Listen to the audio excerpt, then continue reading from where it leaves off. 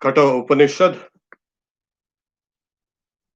We are on 227.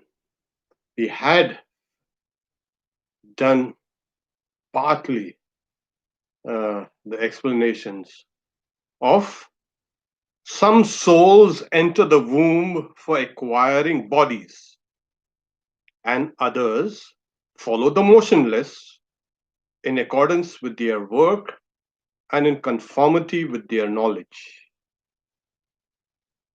This is one of the two questions that the god of death Yama is answering Nachiketa. So some souls enter the wombs, acquiring bodies, and others follow the motionless in accordance with their work and in conformity with their knowledge. Yonim anye prapadyante sharirattvaya dehina sthanumanyu anusangyanti yata karma yata shrutam. Now, before acquiring the bodies, now you cannot have two bodies. You have this body and that body also. You'll have to give up. The example given as a leech which crawls to the end of a stalk of grass, a blade of grass, and the weight of that leech itself pulls it pulls it towards another blade of grass, and then it holds on to the second blade of grass and gives up the first one. This is the example, and it's a beautiful, you can say, illustration. So when we are leaving this bodies, another a new bodies, what happens?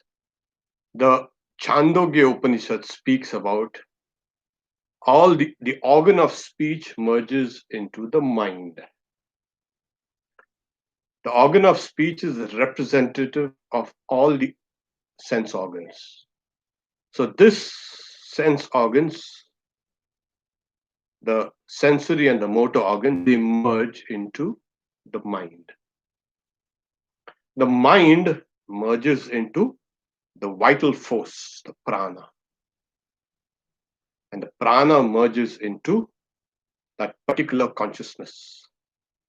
This is understood for everyone, for an enlightened person as well as that unenlightened person as well. But from here, before they can take their respective paths, one of freedom or gradual freedom and one of rebirth. So we will talk about those individual consciousness that needs to be reborn. They go towards rebirth. What makes them go? Their works and their level of knowledge. Now, what knowledge? It obviously is not spiritual knowledge, otherwise they would have become free. So this knowledge is knowledge of the world. Swami Turiyananda, one time, he was very sick and he was, as it were, on the point of death. But, he was a great soul. Swami Turiyananda was Swami Vivekananda's brother disciple. So he's saying, I'm watching the whole scene. There was a force outside that was drawing me out. And there was another force that was trying to pull back. So these force, one force is that nivritti and one is pravritti. Both these forces, clockwise and counterclockwise, they were kind of revolving. So these are the various forces that are both internal and external. In fact, the human body itself right now is under in so many factors. We take it all for granted. Atmospheric pressure, the gravitation, and so many laws of physics are right now working on the body because with this material, so material bodies will follow the laws of the material universe. But we have another level of, you can say, or another dimension. We have within us a whole evolutionary memory, whole of our genetic history, and also the blueprint in order to make another body. So when the Upanishad says some souls enter the womb for acquiring bodies, those who will be born in bodies like this, mammalian or reptilian, or you can say other birds. So in Vedanta, you have Jarayuja, Andaja, Svedaja, Udbijaja. Things born out of seeds, things born out of eggs, things born out of wombs, and things born out of moisture, heat, bacteria and this and that. So these are the various, you can say, channels through which a soul takes recourse for it to be reborn. As the organs of all the sense organs retract and enter into the mind, the illustration given in the Upanishad is like a cart. In the old days, we had these wooden carts with those wheels, and when it's overloaded, it keeps on rumbling, and then the cart is heavy, and when it's pulled, the cart, as it were, rumbles. So during that time, there is a kind of a breathlessness for that person. That person is breathing very heavy. And it is this time that when the organs are merging into the mind. And there are people around, they will say something, you will not be able to hear what is being said. And then people outside, relatives, whoever, or doctors, he does not hear. He does not. These organs, why? Because organs are merging into the mind. So people from outside, they are seeing this. Now this guy cannot, his senses are not functioning. That's the idea. So as they are merging into the mind, what happens is there are those two mighty currents of prana in the body, the Ida and the Pingala. They traverse the whole of the body in the forms of eight, goes round and from here right down here, and the various plexus are joining points. So this prana, which is diffused all over the body, is now also being retracted. The prana, which is the life force in the body, has various functions. All the functions of metabolism, respiration, and etc., everything is performed by this prana. It carries nutrition, it carries heat, etc. So these functions now, they stop because the currents of prana are now retracting as the mind merges into the prana. The prana, the vital force, instead of being diffused all over the body, is now being retracted into this central part here. Now, in this central part, slowly, the vital force now, it has got now, and then that merges into the deity called fire. It's symbolically mentioned as fire, but it is mentioned as the sum total of all the subtle elements. We have left the gross world and we have entered into the subtle world. Now, in this subtle world, what dictates things? Karma, your deeds, and your knowledge. Now, why is this subtle world. We must understand that the gross body is only one dimension of our personality. The main personality is the subtle body, the Sukshma Sharira. And there is another one called the causal body. So if this gross body goes off, people say, oh, that person is dead. There is no such thing as death. From the very crude standpoint, yes, the guy is passed away. A little more sophisticated. What happens? The material now dissolves back to its component materials. That's what we see. Either cremate the body or bury the body or whatever. That goes into back from where it has come. So there are these forces outside and there are these forces inside. One, as it were, wins, and that is called death. That's a time for death. Now, at the time of death, when we speak about what is karma, according to karma and according to knowledge,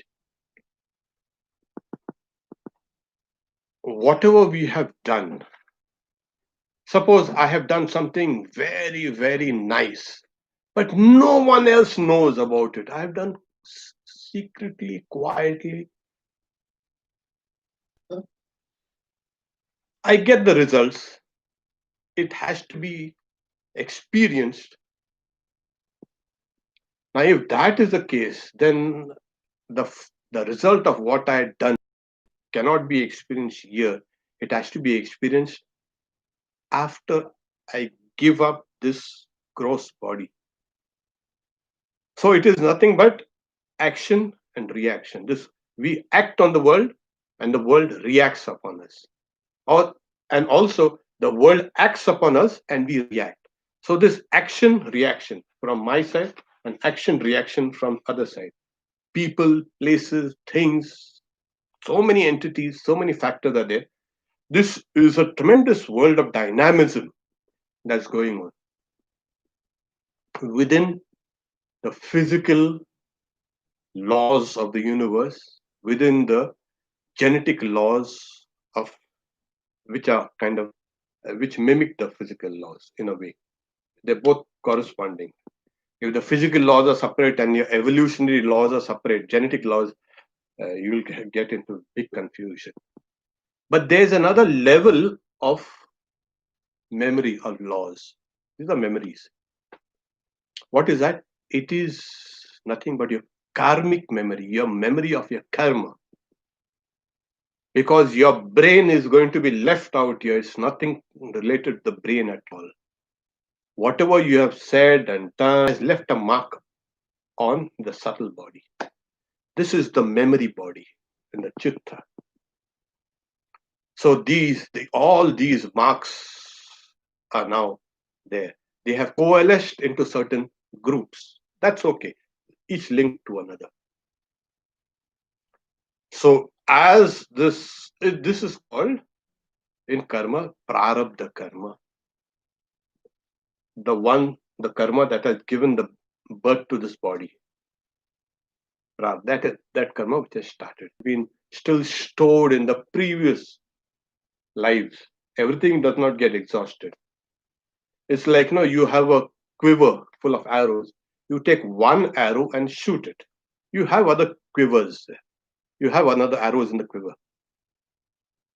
So out of a big quiver, big group of arrows, you have taken one that is begun giving results in the form of this human body.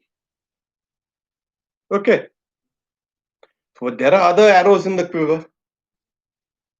Well, there are other arrows in the quiver. So that is called sanchita. That which has been accumulated. And then when you're in the process of extracting one arrow, that is called agami karma. That is that which is emerging. So the subtle body is full of these impressions. They're called samskaras. Samskaras of work and samskaras of knowledge. So where you go next depends on your level of knowledge and how good you have been, not only in this life, in previous lives also. So this is some souls enter the womb for acquiring bodies. Well, but there is not an immediate jump from this body to the next body. In few rare cases, especially, that they had memories of their past life. Till they are babies, till about 7, 8, 9 years old, they have some of these memories forged over and over again. Some of those memories are lost, and the child grows up to be a kind of he forgets everything and lives a normal life. There is, of course, a kind of slight uh, memory, but this memory does not interfere with the day-to-day. Old memories are still trying to push their way and trying to disturb this existence of that child. Like, I'm here, but no, but I was so and so, somebody else in that so and so place. So those old memories are interfering with this current life. There is a continuity, no doubt. So before leaving, is all its memories, all what the memories of this life have been done in a flash. Suppose you say, there's a fire. Oh, there's a fire here, and we need to rush out of this room. So what do? We grab the most valuable things we think here in this, and we rush out, isn't it? We leave the rest of the thing as now this is more important than the other stuff, and we rush out. Similarly, when the soul is, what will save me? Oh, these empty boxes and these dirty chairs are not going to save me. Probably this X-ray machine or this piano might save me. Whatever, you take this, and that is what the soul does when it leaves. The most predominant thought in the mind, the soul sees that, and the soul sees that, and then it emerges. As it emerges out of the body, this is a support. Now the body has now the subtle elements because it is in the ear. No, it's here. It's hidden within this gross world, is a subtle world. So it enters into that dimension. It's like a magician. The magician is standing there and suddenly disappears. Where did it go? Actually, all your rational thought will say it is physically impossible to disappear like that. There is some trick in it. That guy must be around here, behind a curtain, something. This guy must be here. Similarly, the soul also, when the senses merge in the mind, mind merges in the prana, prana merges into the individual, you can say, consciousness. It is this individual consciousness which has karma and knowledge. It is that intelligence. So in the Sankhya philosophy itself, they say, where do the karmas lie? They're into intelligence. It is the inner instrument. So Vedanta says it is here. It's in Antakaran. And the predominant thought comes here. So it has now emerged in the subtle realm. So these memories are now in the subtle realm. These memories. Now you see them. Wow. And if they were related to God and all these things, you feel good about it. And if they were horrible, you while leaving, you picked up certain things which you had done, which you had forgotten. You grabbed something, and that thing comes. Oh my God!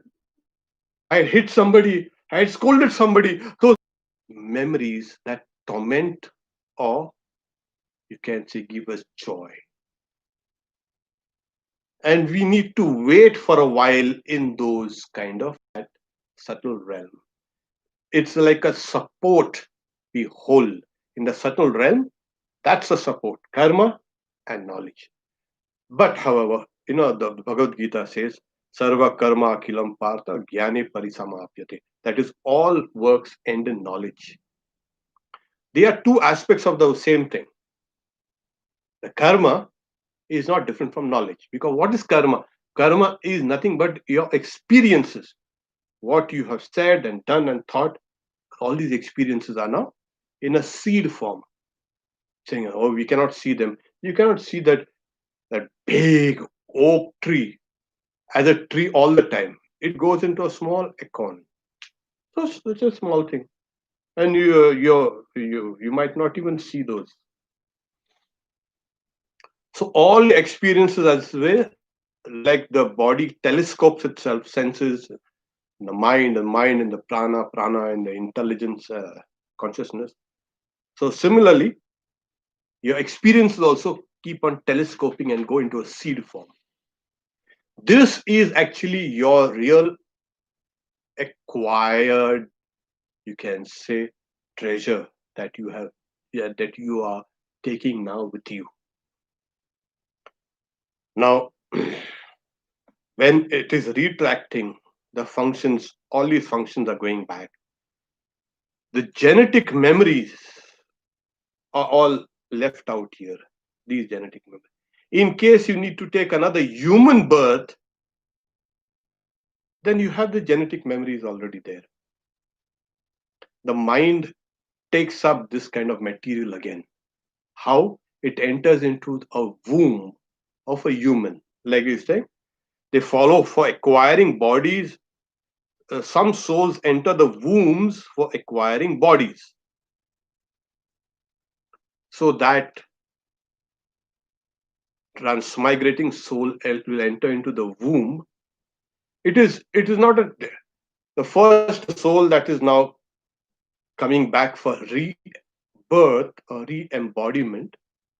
It is drawn to a particular place and to particular parents, and it kind of puts a kind of a mark out there. This is the place where I want to go. Well, and after about 6 weeks, some say it's 4 weeks, some say it's 6 weeks, after the fetus begins developing, this soul enters there. So this is the process of there. The other is saying others follow the motionless. Well, if that guy has done things that needed to be disciplined, he has done so many kind of, maybe uh, that guy needs to be imprisoned. Maybe he has done such heinous things that it is born as trees, etc., motionless.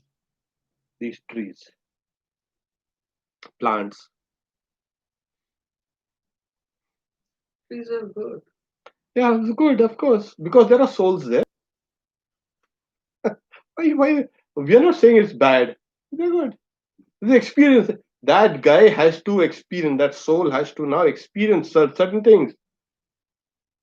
Some karma has to stand up in the sun and the rain and the heat and the cold. And the other, eggs and, you can say, moisture, etc. That is also understood, that some souls will go. Now, these souls, what are these souls? A combination of the subtle body, which is made of subtle element, which is colored by these memories,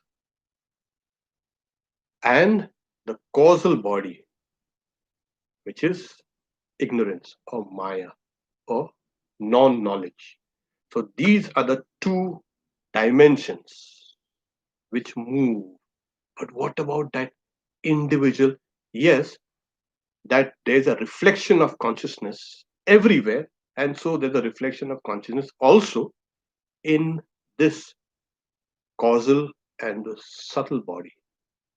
And that is that individual, you can say, soul.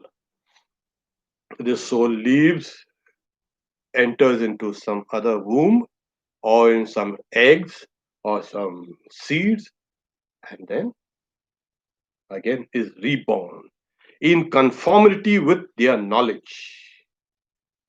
Now, these are the samskaras. Now, what are these samskaras? These samskaras are like marks, but there must be millions, millions, yes, millions. Swami Vivekananda, one time, he gives an example. We see a wave coming and crashing down on the seashore. One wave is actually made of millions and millions and millions of smaller, minute waves. So all these sanskaras, they coalesce into one big, you can say, wave. So these are the samskaras. Now these samskaras will keep on working. They because they still have that impelling power. See that force that has pulled you out of this is now still working. It's not that okay, I pulled this guy out from this gross body. Now what? I'll just throw it. No, that force keeps on working. It's like that whirlwind. It picks up material here, picks up maybe a house, destroys it, of course. The house was okay. Suddenly there's a hurricane, and then the hurricane comes and then throws it down. The house falls in all its component parts, and that whirlwind proceeds further on, takes up another material, lifts it up. So this great, you can say, force that has been that is operating in this world. I am a part of this universe. This universe is another part of me, external world. We should never think that this external world is separate from this body. Never, because that is what. If this external world does not function, this individual will die.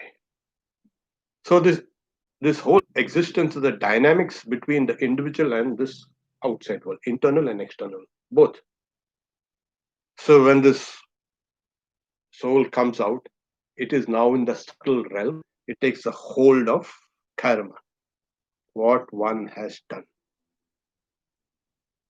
And suppose now you want to, so those thoughts will predominate, and you will be born somewhere near, possibly a studio, or maybe you will be born as an actor in an actor's family, wherever you are born, you will be able to express your memories, your samskaras. That is important. So, and then you, as you have folded up your shop here, you've shifted to another state, and then you again open a new shop there, a branch of that probably. So also the soul goes out there to another place and unfolds possibilities for further experience. Like the Sankhya say, as Swami Vivekananda said, Bhoga and Apavarga, for experience and for liberation. We are experiencing the universe, this mighty universe. It looks so small. The world, kind of a small blue dot here in the middle of nowhere. The earth, sometimes in the middle of dark space. Space, of course, the dark and light. But the wonderful thing is there are various levels within this universe itself, this world itself. There are various levels of beings, the various levels of experiences.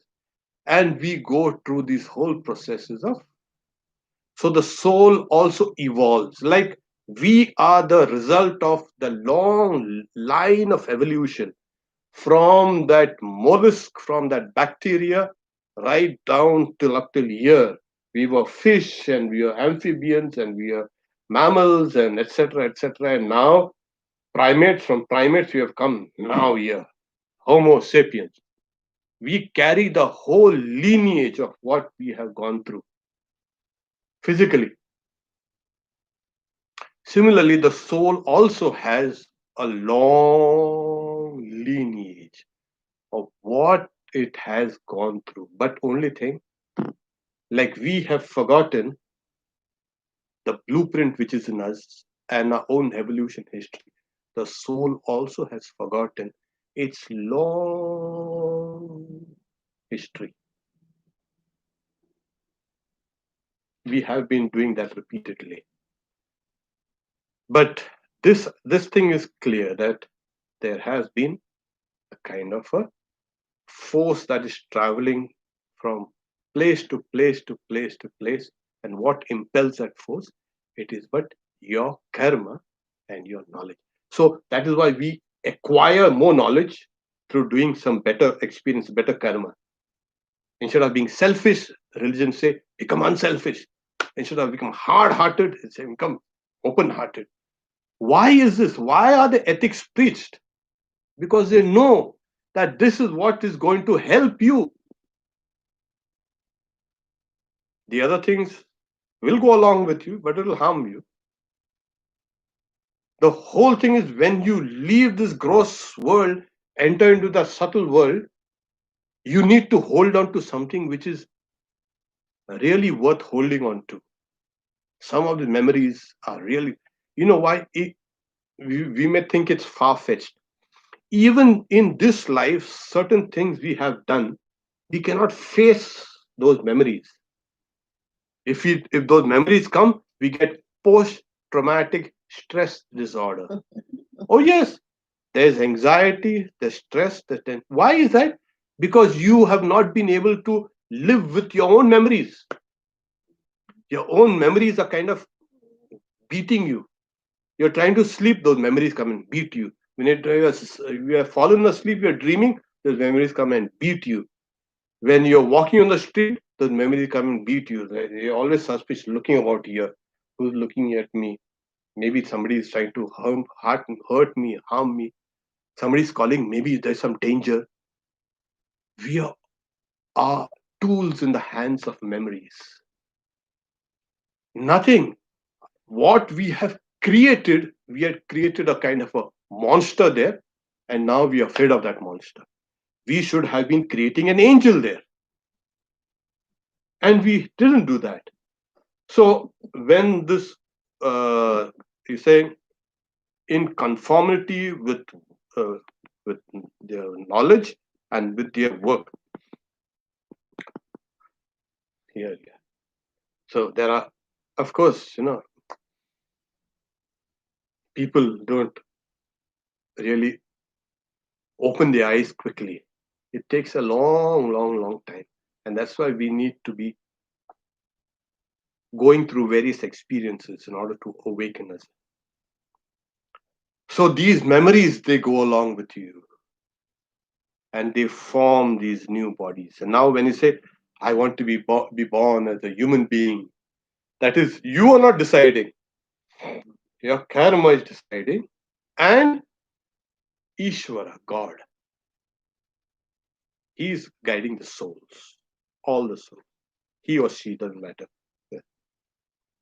According to, so Ishvara is said, he gives the results of, yeah, karma. So karma is a bondage. No, karma is kind of is a law of freedom. We have not been paying attention to this. Do everything that you can live with your own memories. And if you can do that, you're a happy person. Because if you cannot do that, you're going to, and that's what people say, they're tormented. They are tormented. Why are they tormented? Because of their memories. It's not someone else who's putting pitchfork in their backside, or putting hot oil, or giving them, putting them under fire. No, it's only these memories that are tormenting them. Why? This guy, in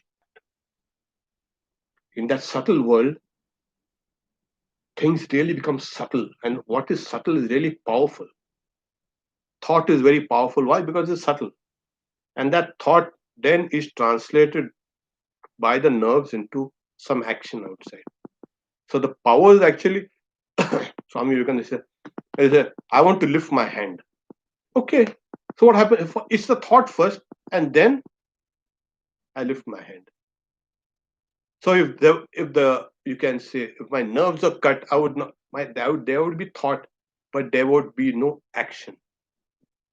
The nerves are cut. So the nerves are secondary. Thought, nerves, then the muscles and the bones, etc. In that world, there are no muscles and bones and bodies. It's just a thought. There are no nerves. You cannot translate it into. Suppose I see, oh, can hideous looking person coming towards me without wearing a mask. What will I do? I will escape. Try to escape from here. But in that world, there is you got to stand and face that guy. Guy going to infect. So the commentator Shankaracharya says, Vedic text says, creatures are born in accordance with their knowledge. Yata pragnya hi sambhavat. Creatures are born according to their knowledge. Why? Because we are all going towards supreme knowledge. It is not a question of punishment. It's not a rebirth. It's not a punishment. We are gradually ascending higher and higher and higher in our evolution. Like physically, we have evolved into this particular organism. Similarly, the soul also aspires for higher and higher and higher evolution. This is an evolution of the soul. It is not a punishment.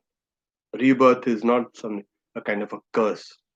Everyone has come and gone millions and millions of times. Don't worry. And we are learning. This is the learning process. Every day we learn something new. We may be whatever we be old, but we are learning something new. It's always like that. Similarly, the soul also every single moment, every single day, every single hour is learning something new and new and like you from the kindergarten now you're going to another class. So you have to get up and go from the kindergarten to the first grade or the second grade or third grade or whatever. You keep on evolving higher and higher and higher. This is how the soul aspires towards freedom.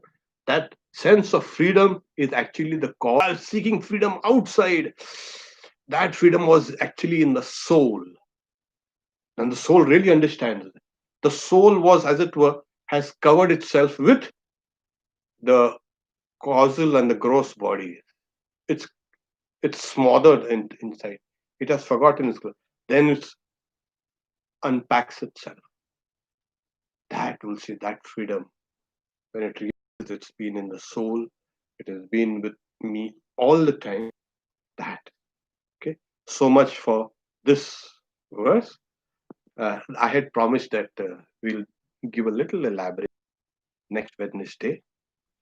Ya esha sukteshu jagarti kamam kamam purusho nirnimana tadeva shukram tad brahma tadevamritamuchyate tasmin lokashrita sarve tadunatyeti kaschana etadvaita. This indeed is that. What?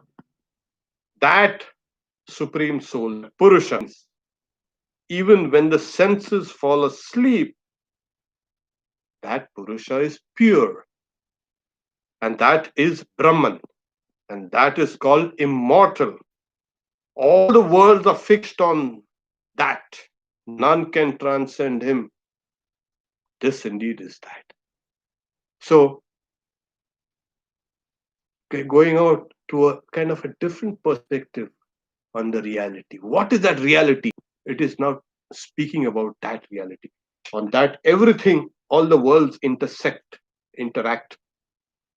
That is pure, that is immortal, that is the Brahman. Where? What is that? So it gives a quality of, goes on creating things, and it is always awake even when the body and the senses fall asleep. It is awake. So we'll get down to this explanation next Wednesday. Tomorrow, of course, we have the Bhagavad Gita, 7:30 p.m. This evening, we have the Gospel reading by Swami Sarvadevananda. Please tune in. Om Shanti Shanti Shanti Hari Om Tat Sat Sri Ram Krishna Arpanamastu. Questions, Maharaj?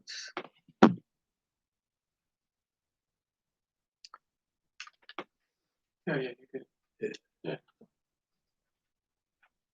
I got lychees for both of you with Satya. Thank you. Only